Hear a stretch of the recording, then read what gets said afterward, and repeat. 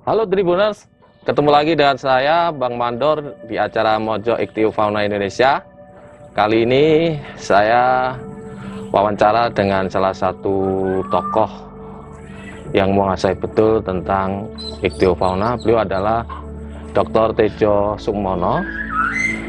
Beliau akademisi sekaligus peneliti tentang ikan, keanekaragaman ikan di Indonesia, dan track record beliau selalu melakukan penelitian di berbagai macam titik hutan di Sumatera dan Kalimantan. Hadir bersama saya Pak Dr. Sukmono. Sebelumnya saya izin dulu untuk melepas masker dengan jarak yang relatif cukup aman. Selamat sore Pak Tejo. Sore Bang Mandor. Ini kita ngobrol di atas kapal. Kebetulan kita akan ngomong tentang ichthyofauna. Oke, ya. Oke.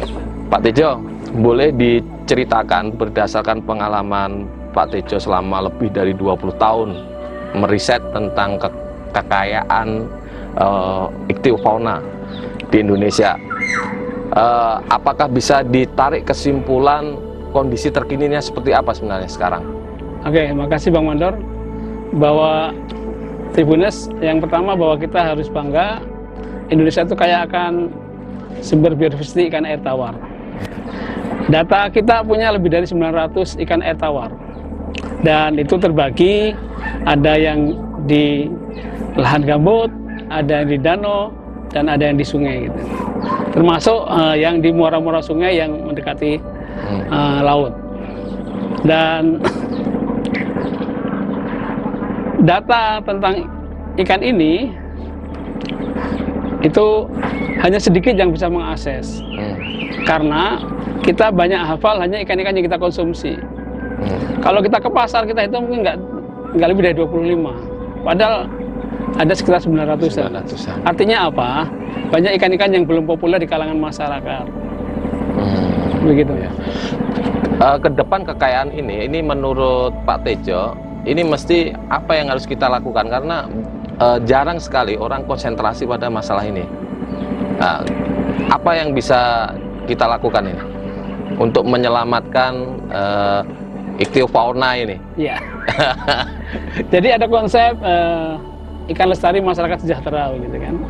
Itu artinya apa? Bahwa kita dalam memanfaatkan sumber daya ikan itu harus juga ramah lingkungan, tidak menggunakan bahan peledak, tidak menggunakan bahan beracun, kemudian tidak menangkap lebih, dan kita menjaga habitatnya. Karena gini, bahwa kendala besar di kita adalah belum semua ikan yang ada di sungai seperti ini itu bisa dikembangkan. Nah, PR-nya sebelum dikembangkan kita harus mendata kita punya berapa jenis begitu. Dan ini memang tidak mudah, karena kita harus keluar masuk hutan, kita harus keluar masuk pedalaman yang banyak airnya tapi jarang orang masuk. Itu potensi besar kita menemukan yang kita sebut sebagai spesies baru. Spesies baru. Kemudian kita juga bisa menemukan yang namanya new record. Artinya begini, saya pernah nemu ikan di Kalimantan nih. Dulu di Jambi tidak ada. Tiba-tiba setelah saya survei di Tebu, nemu ikan itu. Misalkan ada ikan namanya Rasbora kalbarensis, seolah akan di Kalbar, ternyata di Jambi ada. Itu namanya kita nemukan new record. Dan saya yakin banyak sekali new record yang bisa kita temukan di sini. Karena apa? Karena masih banyak daerah yang belum kita eksplorasi, terutama dari perikanannya. Seperti kita sedang di sungai ini Sungai Medak, rawa gambut. Pada prinsipnya gini Mas Mandor, bahwa habitat yang berbeda akan dihuni oleh jenis ikan yang berbeda. Dan kita punya banyak sekali habitat ikan, sehingga kalau kita prediksi kita punya banyak sekali jenis ikan. Kalau boleh tahu, sebelum kita jauh ngobrol tadi disebut ada 900 lebih ya? Itu menyebar di Nusantara kan? Nasional. Dari semua Aceh sampai Papua, Aceh sampai Papua. Nah, itu habitat paling banyak atau populasi paling banyak itu ada di mana itu? Apa merata semua 900 itu ada di sana atau? Enggak, jadi sebagian besar itu di Sundaland. Sundaland itu kan paparan Pulau Sumatera, Kalimantan dan Jawa gitu kan. Dan juga sebagian mungkin di sekitar Sulawesi, karena spot biodiversitas ikan air tawar itu sebagian besar di sungai-sungai besar. Besar. Jadi Sumatera punya Musi, punya Batanghari, punya Siak, gitu kan. Itu sudah nyumbang besar. Oh iya. Kemudian di Jawa ada kalau Sungai Bengawan Solo. Nah itu sebelah besar. Mungkin di timur ada lagi sungai-sungai di sana gitu kan. Kalau di Jambi seperti apa kondisi Pak? Kalau khusus Jambi? Jambi itu unik. Jambi punya dataran tinggi dan punya dataran rendah. Punya hutan, punya danau, punya rawa. Jadi hampir semua habitat ikan itu Jambi punya. Jambi punya danau 7, Mas. Danau 7 itu danau tertinggi se-Asia Tenggara. Di sana ada ikannya, jenis-jenis Rasbora. Saya sudah meneliti gitu. Kemudian punya danau besar juga, Danau Kerinci. Itu di mungkin berapa DPL, 600-an DPL ya. Itu juga banyak ikannya. Dan di sana airnya khusus, airnya bening dan air deras. Air deras juga khusus ikan seperti ikan semua yang bisa hidup gitu kan. Ikan-ikan penempel batu. Kemudian turun terus ke bawah ketemulah nanti Sungai Batanghari gitu. Dan Sungai Batanghari spotnya lumayan besar. Bahkan di situ hidup ikan-ikan tawar yang giant fish kita sebut. Seperti ikan tapa, dia bisa di atas 80 kilo per ekor. 80 kilo per ekor, besar sekali. Ikan paling kecil di dunia katanya jadi Jambi juga Pak. Itu bisa diceritain tuh. Ikan terkecil di dunia memang dulu diekspos oleh orang luar pertama kali masuk ke sini. Kemudian kita ikuti, kita cek ada. Kita sebut Paedocipris progenetica. Jadi mungkin di habitatnya habitatnya seperti gambut-gambut ini, tenang. Kemudian ikannya kecil mungkin juga hampir seperti ikan teri, ikan cetul. Tapi panjang 0,8 cm atau kurang dari 1 cm dia sudah bertelur. Artinya itu sudah dewasa. Jadi orang nyebutnya smallest fish in the world gitu kan.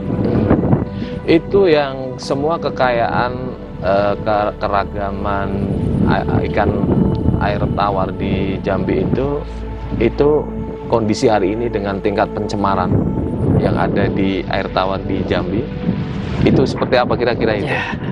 Ke depan ini bagaimana ini? Tantangan besar kita. Kita nggak nutup mata Mas bahwa Jambi ini sepertinya perlu data seri gitu kan. Data seri itu data yang diambil berdurasi jangka waktu tertentu dan bisa kita bandingkan. Sebagai contoh begini, saya pernah meneliti ikan di Danau Kerinci. Tahun 95 itu laporan yang saya baca ada sekitar 25 ikan di Danau Kerinci, 25 jenis. Nah sekarang tinggal 12 jenis lagi. Tinggal 12 jenis? Ya, yang kita lain dapat. itu? Yang lain mungkin menghilang atau ya tidak ada di situ. Apakah habitat tidak cocok, ada gangguan. Itu juga bisa kita samakan dengan ikan Batanghari. Kalau dulu banjir, ada istilah di Jambi itu ikan mudik. Jadi ikan itu rombong-rombong ke atas gitu kan, dan orang gampang nangkap.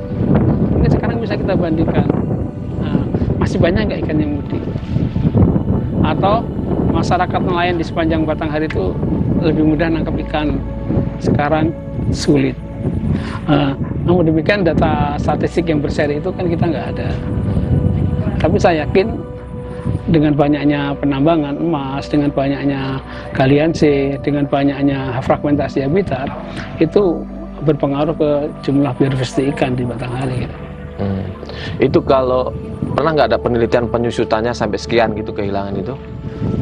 Kalau kita hanya bandingkan data seri, saya terakhir 3 tahun lalu itu susur Sungai Batanghari mendapatkan 70 spesies. 70 spesies. Tahun berapa itu berarti? Tahun 2017-18. 2017-18. 50. Padahal data di tahun 90 dia masih ketemu 280. Wah, nyusutnya besar sekali. Nyusut itu bukan berarti hilang semuanya. Mungkin juga karena kita kurang lama atau alat tangkapnya tidak lengkap gitu kan. Tetapi ya memang banyak berkurangnya. Kalau pengamatan Pak Tejo dari faktor alam yang ada hari ini tentang tingkat pencemaran, tingkat dan macam-macam itu, atau kira-kira ada faktor apa sih yang menyebabkan sumber daya air tawar itu sedikit-sedikit berkurang gitu? Ya, di ideologi atau dunia ikan ini ada 4-5 komponen menyebabkan ikan berkurang. Yang pertama adalah kerusakan habitat. Ya, kenapa habitat bisa rusak? Karena di situ ada intervensi manusia atau kegiatan antropogenik gitu kan, seperti penambangan emas. Kalau ada penambangan, kualitas air akan berubah. Kalau kualitas air berubah, adaptasi ikan juga berubah. Kalau dia nggak bertahan, dia bergerak ke tempat lain. Tapi kalau tempat itu terbatas, mungkin dia bisa mati gitu. Dan kita nggak tahu bahwa dia sudah hilang. Kemudian penangkapan lebih. Penangkapan lebih itu lebih ke arah ikan-ikan yang punya nilai ekonomi tinggi. Mungkin di bawah tahun 90 di sekitar Tebo masih bisa menemukan ikan arwana. Kita mudah menemukan ikan kalau kita sebut yang kuning hitam itu ikan hias Jambi, botia. Hari ini mungkin sulit. Masalahnya adalah dia lebih ke arah overfishing. Overfishing. Karena harganya tinggi, banyak diburu. Explore. Ya, karena dia dijual keluar gitu kan, itu bisa hilang. Nah, faktor lain fragmentasi habitat. Tingkat kerusakan hutan di Jambi itu kan dari dulu lumayan begitu ya. Secara nggak langsung bahwa sungai adalah indikator kesehatan hutan. Nah, kenapa demikian? Karena kalau hutan itu gundul, ada hujan, ada pelindian, ada run off gitu. Jadi material tanah di hutan itu masuk ke sungai. Sungai akhirnya menjadi dangkal, tapi melebar karena abrasi gitu kan. Nah, pendangkalan ini menyebabkan naiknya suhu air karena matahari kan cepat bisa nembus. Nah, begitu suhu air naik, kadar oksigen turun. Kalau kadar oksigen turun, ya hanya ikan tertentu yang masih bertahan. Itu juga bisa menyebabkan ikan hilang atau punah secara alami gitu kan. Sebenarnya bukan alami, tapi ada kaitan antropogenik itu kan, kegiatan aktivitas manusia. Nah, kemudian kalau di sini masih agak kurang, kecuali di ini ada menangkap dengan bahan peledak gitu kan, kita jarang.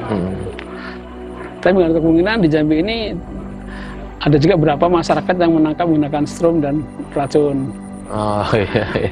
Walaupun sudah dilarang, itu mungkin masih ada 1-2 gitu masih kita nemukan gitu kan. Karena saya sendiri pernah ketemu waktu di hutan, ketemu orang bawa genset, ternyata nyetrum ikan pakai genset. Dengan kuota 1.300 watt waktu itu. Ya kita tahunya mas naik dulu mas, ternyata nyemplungin ini. Ikannya nggak mati, mungkin ya nggak mati lagi kan. Targetnya ikan-ikan gede gitu. Ikan-ikan gede.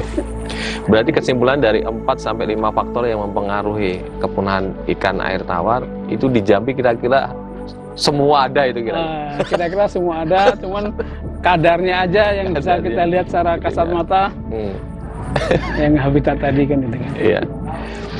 Kalau kita lihat kekayaan ikan tawar di Jambi sendiri misalnya, ini kan belum banyak dieksplor ya, maksudnya diangkat ke permukaan untuk kesejahteraan masyarakat.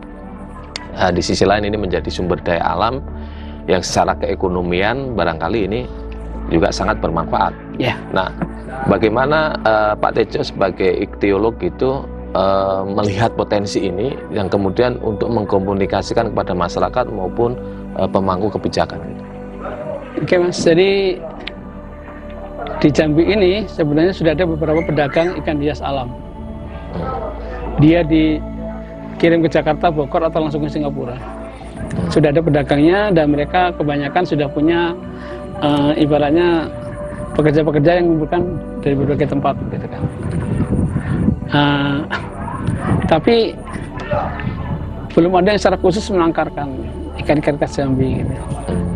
Nah, tantangannya seperti ini bahwa sebenarnya ini aja. Ini adalah lahan gambut. Saya pernah data lahan gambut mungkin di tempat lain ada hampir 100 spesies ikan. Dan ada ikan-ikan potensi sebagai ikan hias, seperti gurami coklat, kemudian seluang seribunting, itu hidup di sini. Kemudian jenis-jenis seluang, terus ada jenis ikan-ikan tilan begitu. Itu sangat eksotik kalau jadikan ikan di akuarium. Dan di samping itu juga potensi ikan-ikan yang konsumsi. Ikannya saya yakin di sini jenis toman ada, kemudian ikan gabus ada, terus tembakang, ikan selincah, ikan betok. Bahkan ini juga habitat ikan cupang loh, Mas. Ikan cupang ada di sana? Saya yakin ini ada, karena ikan cupang itu sebenarnya ya aslinya di habitat-habitat gambut begini. Cuma yang ada ikan alam ini mungkin tidak menarik warnanya, kemudian siripnya seperti ikan yang dijual di ini kan itu sudah hasil penyilangan ya. Ini ada, kalau ada beta raja, ada beta pita, ada beta rubra, itu nama latin ikan-ikan cupang ada. Jambi punya ikan-ikan cupang yang natif spesies yang asli hidupnya. Yang asli ya. Itu di Jambi belum ada itu karena memang ketidaktahuan atau memang tidak ada instrumen untuk memfasilitasi atau bagaimana itu ya? Kalau sebenarnya lebih fokus ke ikan-ikan konsumsi, misalkan nangkar gurami, nangkar patin, mungkin yang pasarnya lebih cepat jualan ya mereka ya. Padahal kalau itu kan di kilo, kalau ikan hias itu per ekor. Per ekor.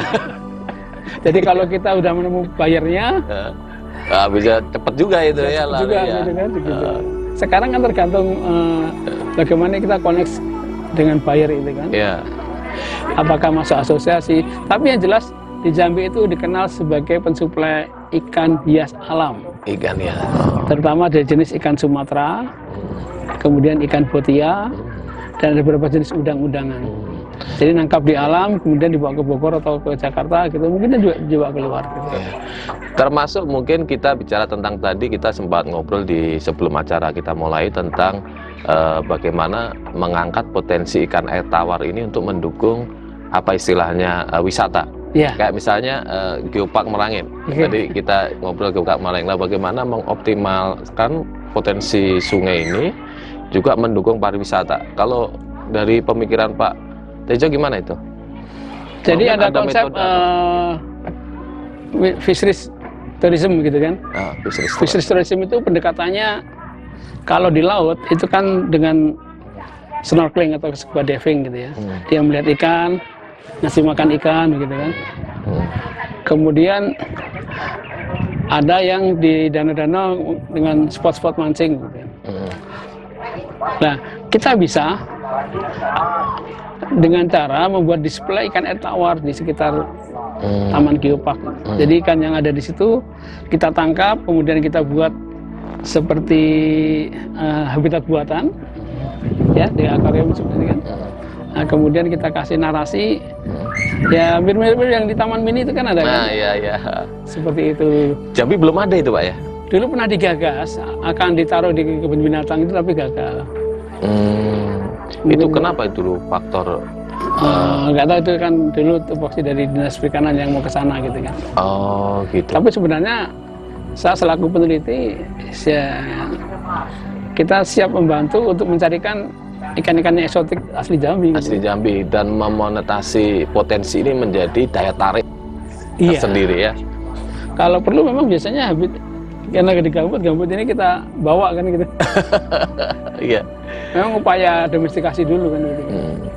Pak Tejo, untuk mungkin ke pemerintah ya, ada sesuatu nggak yang ingin disampaikan nih terkait pengalaman Pak Tejo yang sudah banyak meneliti tentang Pemprov Jambi sudah baik upaya konservasinya karena dia konsen ke lubuk-lubuk larangan. Oh, lubuk larangan ya. Jadi lubuk larangan memang aslinya kearifan lokal yang dari masyarakat, kemudian juga dibina oleh dinas instansi terkait, dinas perikanan, dan itu adalah hotspot ikan kita. Memang secara langsung manfaatannya berkala gitu kan, tidak bisa dipancing setiap hari, tapi itu sebagai salah satu suaka untuk perikanan sangat bagus. Bagus. Itu khusus untuk Jambi karena memang sudah ada potensi. Iya. Apa itu? Kalau di daerah-daerah lain gimana itu? Lubuk Larangan nampaknya kuatnya di Jambi karena Lubuk Larangan itu lebih kuat ke larangan adat dibandingkan hukum. Iya. Jadi secara untuk di Jambi, kalau di daerah lain mungkin ada nggak pemikiran kalau mungkin di ini pengembangan Lubuk Larangan misalnya. Kemarin juga kita sempat melakukan reportase juga terkait dengan rusaknya lingkungan dan potensi hilangnya Lubuk Larangan karena semua itu juga ada itu. Nah, sekarang kondisinya sudah seperti ini. Mungkin kita masih punya Lubuk Larangan. Tapi kalau di tempat lain seperti sepengetahuan Pak Tejo kayak di Kalimantan misalnya itu, bagaimana itu? Saya beberapa kali survei di Kalimantan, memang jenis Lubuk Larangan itu tidak nampak. Mungkin istilah mereka hutan adat begitu ya. Oh iya. Kearifan lokalnya beda-beda ini gitu ya. Kan. Tapi di sini kan secara eksklusif ada bacaan Lubuk Larangan. Ya. Sepanjang saya pernah nyusuri Sungai Batang Merangin aja kita nemukan sekitar 5 Lubuk Larangan tuh. Tapi perlu nggak sih Pak semacam aturan gitu untuk mendukung konservasi ikan air tawar gitu yang secara detail gitu? Ya, jadi begini. Ini yang sering masih salah kaprah di masyarakat. Ada dua istilah antara penebaran benih itu. Oh, yang langsung orang di sungai misalnya itu ya? Jadi ada yang namanya introduksi, ada yang namanya restocking. Jadi misalkan nih, ini sebenarnya bukan habitat ikan patin nih. Kok tiba-tiba masukin ikan patin? Itu namanya introduksi. Kalau introduksi itu banyak gagalnya. Karena dia harus adaptasi dengan ini. Selain itu juga dia bisa menjadi pesaing atau ancaman ikan-ikan yang ada di sini. Nah, seharusnya ini saran saya, jika ada kelompok masyarakat, apakah NGO, apakah pemerintah, apakah lembaga-lembaga lain yang mau menebar ikan di suatu sungai atau di suatu badan air, danau begitu, lihat dulu di sini ada ikan apa. Dan itu namanya restocking. Jadi kita melepas stok sesuai dengan yang ada di sini. Kalau restocking itu tingkat keberhasilannya mudah-mudahan lebih tinggi karena ikan itu sudah adaptasi dengan kondisi airnya dan dia makan alamnya sudah ada juga. Dan tidak menjadi kompetitor bagi ikan-ikan yang ada di situ. Oh iya. Jadi tingkat keberhasilannya itu bisa maksimal nanti ya? Maksimal. Dan tadi saya ada sesuatu lupa bahwa salah satu menyebabkan kepunahan ikan adalah maksudnya spesies baru. Atau alien spesies. Nah, alien spesies itu yang dulunya tidak ada di sungai atau di rawa itu tiba-tiba masuk. Itu prosesnya gimana itu? Bagaimana spesies bisa baru masuk itu? Baru masuk itu bisa disengaja didatangkan atau bisa tidak sengaja karena lepas. Ya, ini contoh kasus saya cerita di Danau Kerinci. Danau Kerinci itu dulu banyak sekali eceng gondok. Kemudian dimasukkanlah ikan loan Blasper gitu kan. Ikan loan ini makan eceng gondok. Eceng gondok di Danau Kerinci itu habis. Tapi yang terjadi adalah banyak ikan yang justru nggak punya habitat. Kehilangan habitat gitu kan. Dan ternyata si loan ini tidak hanya makan eceng gondok, tapi dimakan 15 tanaman air yang lain. Padahal tanaman air itu sangat penting bagi ikan, selain untuk feeding area, tempat cari makan, spawning area, tempat memijah, dan rearing area, tempat melihara larva. Ikan itu perlu tempat untuk nempel telurnya. Nah, kalau itu nggak ada, maka dia susah. Itulah salah satu faktor ikan loan itu asli dari Cina. Didatangkan ke Indonesia karena dia mampu makan eceng gondok. Tujuannya positif. Tapi begitu dilepas, tidak terkontrol, eceng gondoknya habis, akhirnya habitat ikan yang berupa tanaman-tanaman air ini hilang sendiri ya. Nah itu artinya itu ini, sudah contoh nyata di kita gitu. Jadi itu agak ketidaktahuan juga itu ya. Iya. Oke Pak, mungkin ini sebelum kita di ujung acara, barangkali sebagai peneliti ada nggak pengalaman yang selama ini ada sesuatu hal yang sebagai pendidikan air tawar itu merasa oh ini masih belum bisa kita lakuin di Indonesia misalkan atau Ya, nggak? Dalam ilmu pengetahuan itu memang kita tidak bisa berdiri sendiri, Mas. Kita masih harus berkoneksi dengan bidang-bidang yang lain. Jadi gini, sebenarnya potensi ikan kita sangat besar, tapi yang bisa dikembangkan dalam arti diproduksi secara besar itu masih sangat terbatas. Dan ini PR besar bagi instansi terkait juga, bagaimana kita bisa dengan cepat mengembangkan ikan-ikan yang asli kita, gitu kan. Sebagai contoh gini, ikan gabus itu banyak di Jambi, tapi belum bisa berhasil dipijahkan. Ikan temuan juga gitu. Tapi kalau kita lihat anaknya di alam banyak. Tapi kalau begitu kita kawinkan di bak, di kolam gitu, belum gagal. Nah, pasti ada sesuatu yang belum pas. Apakah airnya, apakah usia ikannya, apakah pakannya, kan. Itulah tantangan bagi peneliti, bagi mahasiswa, bagi dosen, bagi praktisi ikan. Bagaimana kita bisa mengangkat ikan-ikan Jambi ke dunia mungkin internasional, karena kita adalah salah satu hotspot biodiversity ikan dunia. Oke, untuk closing statement Pak Tejo, demi masa depan keragaman ikan air tawar di Indonesia dan juga di Jambi, apa yang mesti diperhatikan? Oke, bahwa Tribunner seperti tadi awal saya sampaikan, ikan lestari masyarakat sejahtera itu kuncinya. Untuk sumber daya ikan tetap terjaga, maka kita harus melakukan penangkapan dengan terbatas, kita tidak merusak habitat, dan kita harus menggunakan penangkapan ramah lingkungan. Oke, terima kasih Pak Tejo atas waktunya. Tribuners, kita sudah di ujung acara. Sampai ketemu lagi di acara Mojok berikutnya, dan sampai jumpa.